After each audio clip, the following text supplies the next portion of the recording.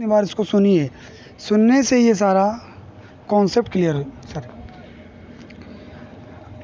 Very very good morning to all of you and very very thanks to all subscriber. आज से आपको daily practice set कराया जाएगा multiple choice का, जो फर्स्ट टर्म बोर्ड एग्ज़ाम को ध्यान में रखते हुए कराया जा रहा है। क्लियर है?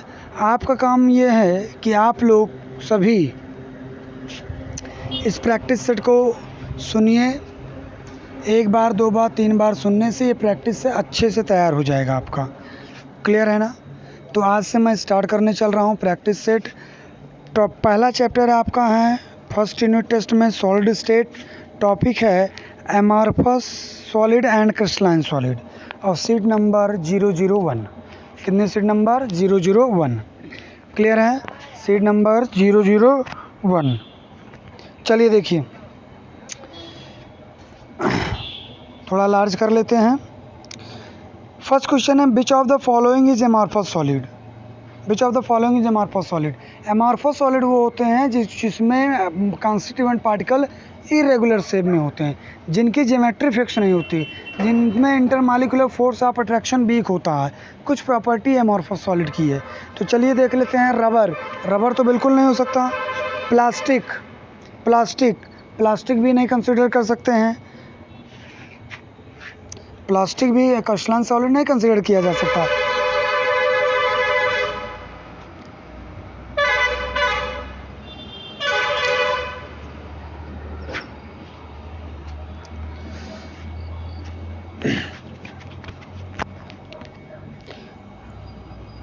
Good morning to all of you and very very thanks to all subscriber. आज से हम लोग डेली एक प्रैक्टिस सेट करेंगे मल्टीपल चॉइस को। Good morning to all of you and very very thanks to all subscriber. आज से हम लोग डेली एक प्रैक्टिस सेल्फ सॉल्व करेंगे। आपका काम इतना है, इस प्रैक्टिस सेट को सिर्फ आप सुनिए। एक बार, दो बार, तीन बार, ये आपको याद हो जाएगा। ठीक है? ये डेली का काम होगा। क्लियर हुआ?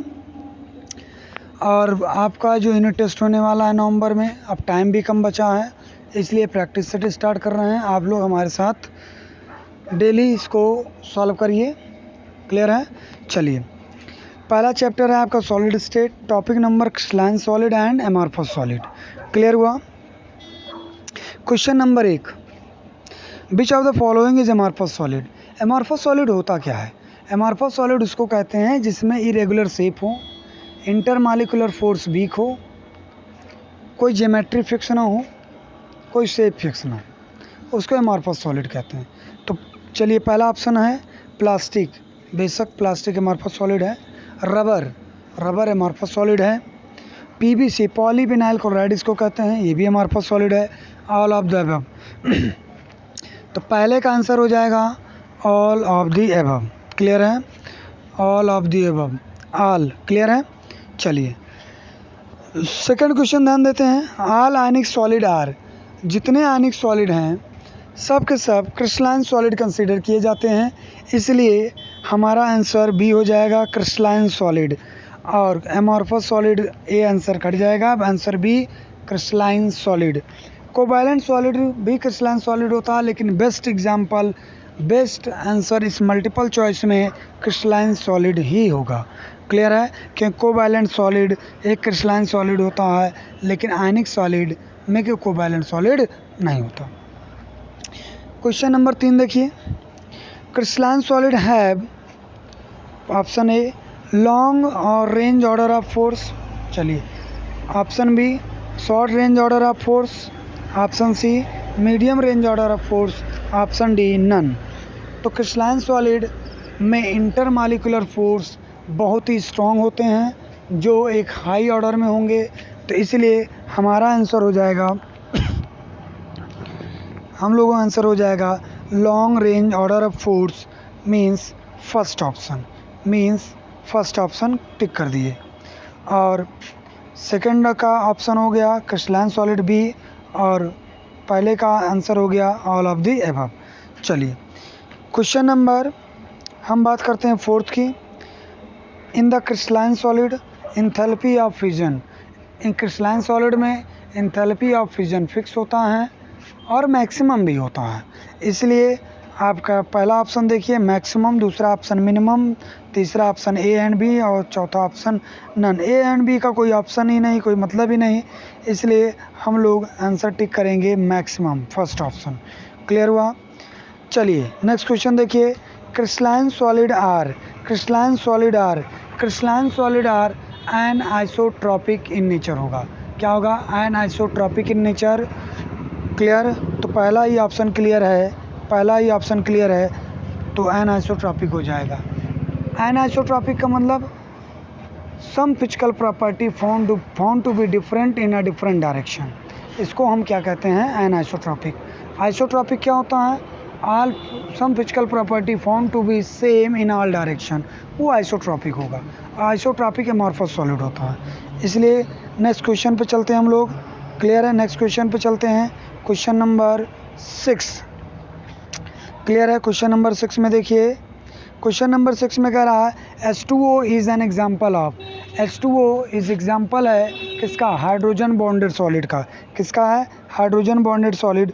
जब कभी भी हाइड्रोजन इन 3 के साथ बॉन्ड बनाएगा, एक आपका फ्लोरीन, दूसरा आपका ऑक्सीजन, तीसरा आपका नाइट्रोजन, तो वहाँ पर कौन सी बॉन्डिंग होगी?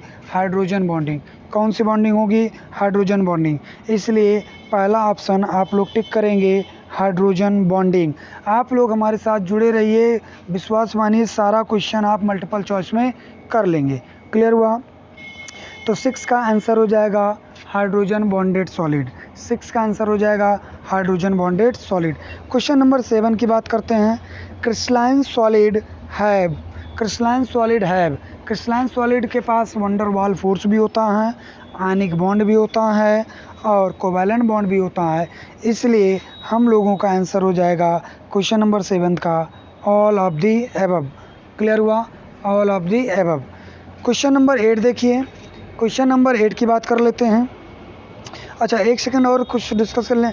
वंडर वाल force non polar molecular crystalline solid में पाया जाएगा, आयनिक साल्ट में पाया जाएगा, कोवैलेंट कार्बन कंपाउंड्स पाया जैसे डायमंड और ग्रेफाइट हो गया। इसलिए सारे क्रिस्टलाइन के ही एग्जाम्पल हैं, इसलिए सारे फोर्स पाए जाएंगे क्रिस्टलाइन सॉलिड में।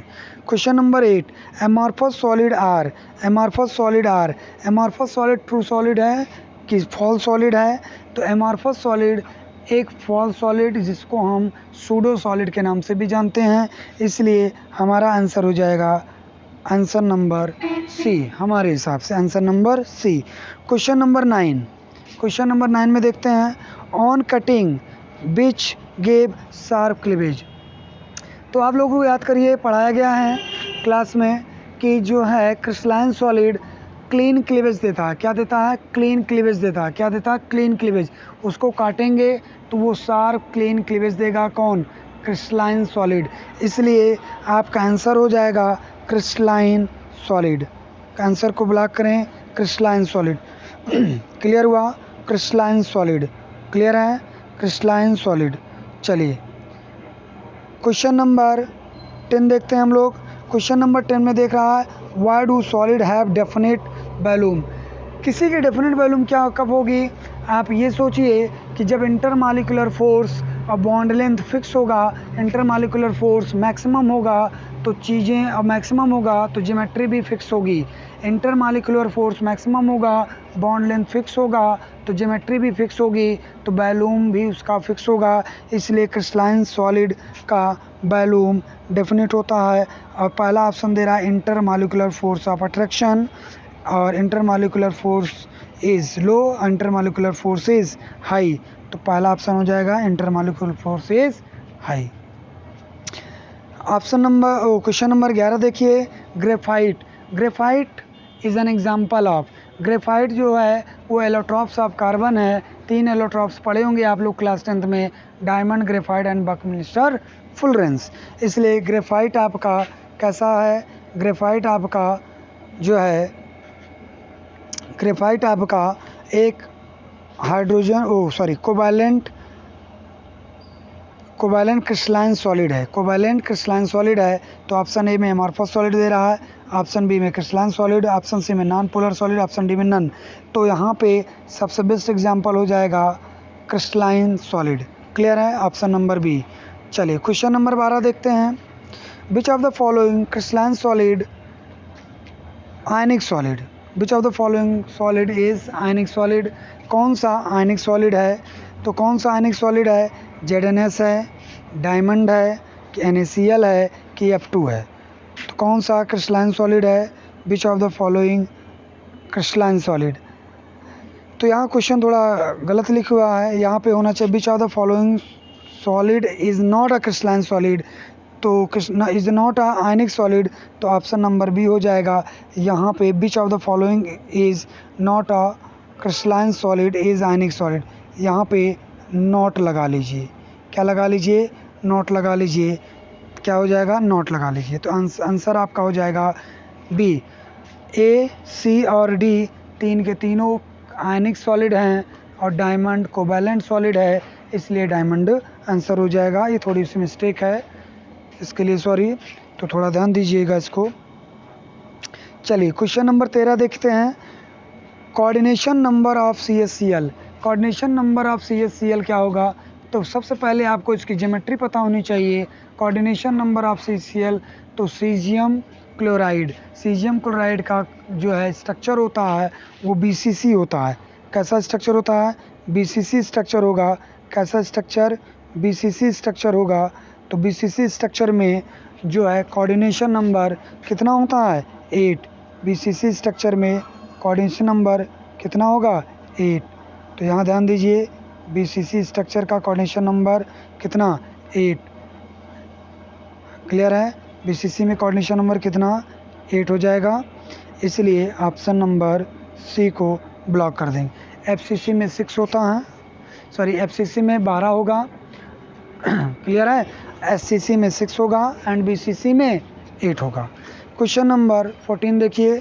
Argon is an example of, argon एक क्रिस्टलाइन सॉलिड में आता है और क्रिस्टलाइन सॉलिड को फर्दर क्लासिफाइड किया गया है मॉलिक्यूलर सॉलिड, और मॉलिक्यूलर सॉलिड को फर्दर क्लासिफाइड किया गया है polar solid, non polar solid and molecular solid. तो यहाँ पूछ रहा है argon is an example of non polar crystalline, sorry non polar molecular crystalline solid, non polar molecular crystalline solid, इसलिए ऑप्शन आपका ए हो जाएगा। क्लियर हुआ? Option A. आज के सेशन का लास्ट क्वेश्चन है question number 15। Which of the following is not a molecular solid, कौन सा मॉलिक्यूलर सॉलिड नहीं है, इसकी हम बात करते हैं।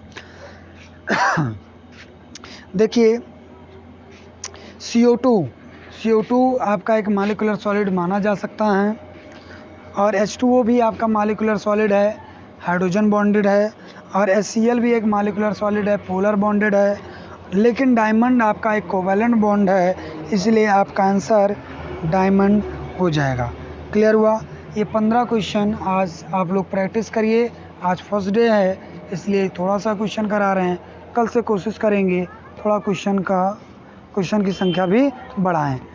और आप सबका काम यह है कि वीडियो को शेयर कर दें अपने ग्रुप में, और जितने ज़्यादा से ज़्यादा बच्चे हों, और जो भी डाउट हो मेरा मोबाइल नंबर है, इस पे आप पूछ सकते हैं, और इसकी PDF भी मैं